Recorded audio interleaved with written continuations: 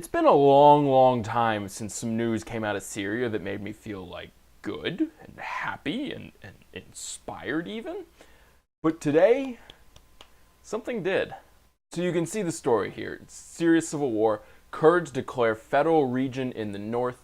The Democratic Union Party and allied groups approve document that declares a federal democratic system in the country's north. And so first of all, of course, it's kind of like, what the fuck does that mean? Federal democratic system in the country's north. We're going to get into all that. But it's interesting, and it's really cool, and it's really smart, so stick with me through this. So PYD officials, and that's the Kurdish Democratic Union Party, obviously it's in a different language, and that's why it's PYD, they claimed autonomy for the Kurdish-controlled areas on Thursday after 2 days of meetings with delegates of different communities in the regions. We're talking about, up here, this is just Kobane, there's two others in this sort of area. We're talking about, they didn't officially set, distinct boundaries. We're talking about roughly in this area, and it's hard to nail down who controls what in Syria right now, but that's roughly the area they're holding on to in the fight against ISIS and the regime and the rebels and that whole clusterfuck of shit. Now, just to toss a little bit of history at you, the Sykes-Picot Agreement after World War I, that's what sort of drew that border between Syria and Iraq, and it's what lumped all these different ethnic groups together, and it's why they've both been such seriously unstable countries for a while. It's not the whole reason, but it's a big part of it. And so the Kurds are one of the ethnic groups that split all over this region. They kind of cover this whole swath here, but it's not really that simple. This up here would be Turkey, where there's a huge problem with the Kurds, and this down here is Iraq, where these days they're doing kind of okay, but you may remember Saddam had some problems with the Kurds. So there's obviously a strong desire in these people to get a place that's like theirs, that they can be in control of, where it's not, they're shoved off in some corner of some country ruled by a brutal dictator. But obviously, you declare independence in a Kurdistan and everyone loses their shit. But that's not what they did. And so let's keep looking for a moment at all the problems we're facing so you can really get how smart what they did was. So Taj Korch, a spokesman for the Syrian Democratic Forces, which is an alliance of kind of a lot of minorities in Syria, he said that the Kurdish people have been rejected and silenced in the latest peace talks in Geneva. Basically, so Russia and America, we got, the Syrian government and the main rebel group together to start talking about peace. But we basically left the Kurds out. And we're going to get into why we did that in a second, but let's stay here for a second. So this guy continues, "We do not support dividing Syria, but we expect an equal and fair outcome from the peace talks, and we have not seen any." So here we're starting to get a look at what their strategy is. They don't want to divide up Syria. They don't want to, create more conflict in an already fucking pissed off country. But they do want a sort of autonomous region of their own within Syria. So people are calling this is federalism, right? Like with America at the start when we were a bunch of different states. That's the idea here. And it's an idea that if it really catches on, could completely transform the Middle East. Because the whole place is sort of tribal regions that have been smushed together into these countries, a lot of them arbitrarily created by outside forces, that are only held together by these strongmen dictators. And if this idea of federalism, of these local tribes sort of ruling themselves and nominally being attached to these other areas and, probably contributing on big national projects, but otherwise leaving each other alone, if that takes off, it could be, honestly, a new era in not just the region, but the world. And maybe I'm overselling that a little bit, but still, cool things are happening today. Obviously, the government hates it because they want to control Kurdistan. They don't want them to be autonomous. And then I think the rebel group hates it, number one, because, they've done a lot of rhetoricing about, a unified Syria, the strength of Syria, Syria is great. And then to have the Kurds kind of, split off a little bit sort of hurts that message. And then also maybe I think there's a little thing of, they're rebels. They want to take over the government. And then if they succeed, they want to control Kurdistan. They don't want Kurdistan to split off and be its own thing. But here we have a quote from a PYD official making basically the point I was just saying. "Federalism should be the future not only for northern Syria or the Kurdish regions, but for Syria in general, because under federalism, democracy and equality will be guaranteed." Now, for some reason when it comes out of his mouth, to me it sounds stupidly sunny and optimistic. Yes, democracy and equality will be guaranteed. Listen, buddy, coming to you from America where we did the federalist thing 250 years ago, set your hopes a little bit lower. But it's still a good idea. Still go for it. Do it, do it, do it. So the Kurds effectively control an uninterrupted 400 kilometers of territory along the Syrian-Turkish border, where from the Euphrates River to the frontier with Iraq, where Iraqi Kurds have enjoyed autonomy since the early 90s. And I'm not going to get into that because I have a problem with talking for too long anyways. But we're looking at, again, this region up here on the border with Turkey, which is sort of where the PKK and some other groups start to take over. And that's where we're going to get into all of the international drama that goes along with this. So you may have heard about a big bomb that went off in Ankara a few days ago. You may have heard about it because James Taylor, the musician, made this big Facebook post talking about how we should be sad about those lives too, and we can't just, you were Charlie, but why aren't you Ankara? And we're going to get into it right now, a little bit of why these two situations are vastly different. But the important thing here is that a Kurdish group, the TAK, has claimed responsibility for that bombing. And the TAK is an offshoot of the banned Kurdistan Workers' Party. And they were also behind another bombing in Ankara last month. And so they'd been quiet for a while, and then last month they started picking it up again. And why did they do that?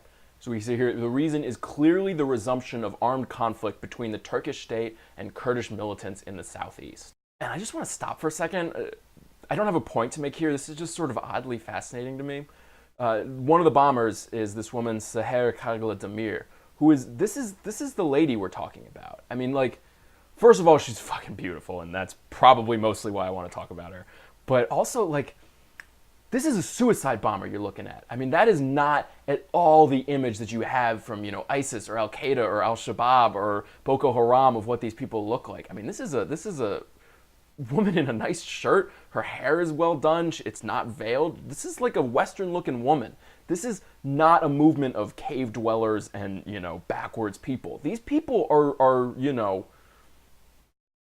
whatever non-racist thing I can say here that doesn't offend every other suicide bomber. These people are awesome, the Kurds. That's the point I'm trying to make. And it's a whole big clusterfuck of a situation. Since the ceasefire that was holding the peace between the Turks and the Kurds fell apart, more than 340 members of Turkey's security forces have been killed, along with at least 300 Kurdish fighters and more than 200 civilians. And so this is where the shit hits the fan internationally, because Tayyip Erdogan, president of Turkey, and the Kurds do not get along. They are fighting big time. And then you start getting into the international web of alliances. Turkey has for a long time been our strongest ally, short of Israel, in the Middle East.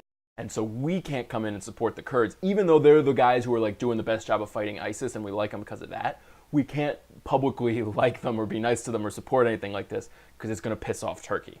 And the thing is, that fucking sucks. Because Erdogan is a terrible dude who is going full-on dictator mode at this point, and he's like not even trying to hide it. So also yesterday, he came out and he said he wants to change the definition of terrorist to include journalists and politicians. He said it's not only the person who pulls the trigger, but those who made that possible who should also be defined as terrorists. And so under that philosophy, 3 academics were arrested on charges of terrorist propaganda after publicly reading out a declaration that reiterated a call to end security operations in the southeast of Turkey, a predominantly Kurdish area. And then you also have a British national who was detained on Tuesday after he was found with pamphlets printed by the Kurdish-linked People's Democratic Party.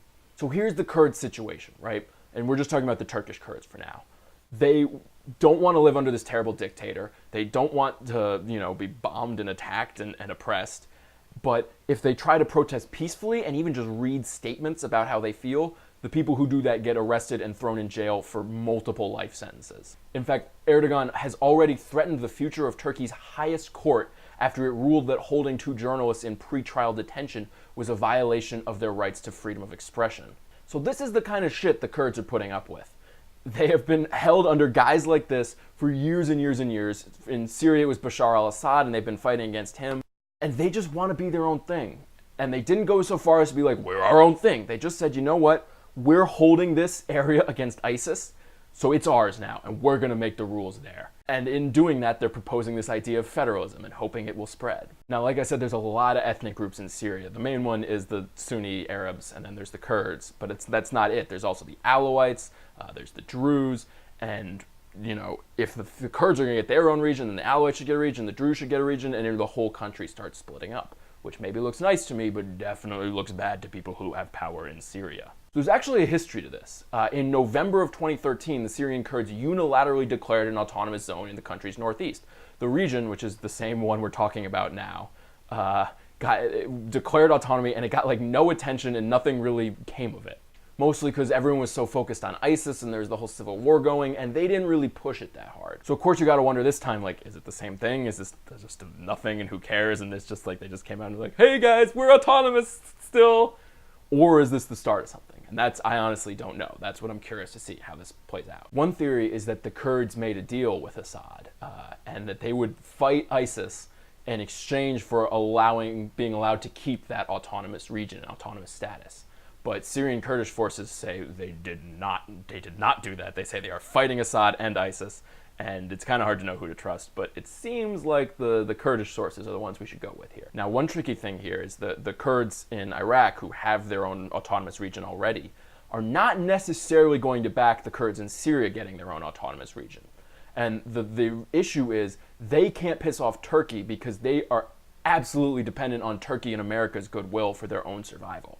And so if America and Turkey aren't going to back the Syrian autonomous region, the Iraqi Kurds can't really back it either. And of course, we're not backing it. The State Department said on Wednesday that we would not support any self-ruled semi-autonomous zone in Syria because number one, we're assholes and fuck everyone who wants to be happy, and number two, it would piss off Turkey and we can't do that. But I just want to end on this analysis from the Middle East Eye, where it quotes a bunch of Kurdish leaders, and the point they are all making is this is a new Syria, not a new Kurdistan. I want to end on that idea. So we have this guy, Salim Muslim Mohammed, co-leader of the Democratic Union Party, PYD, said the federation should not be seen as an autonomous Kurdistan region, but rather a blueprint for a future decentralized and democratic country where everyone is represented in government.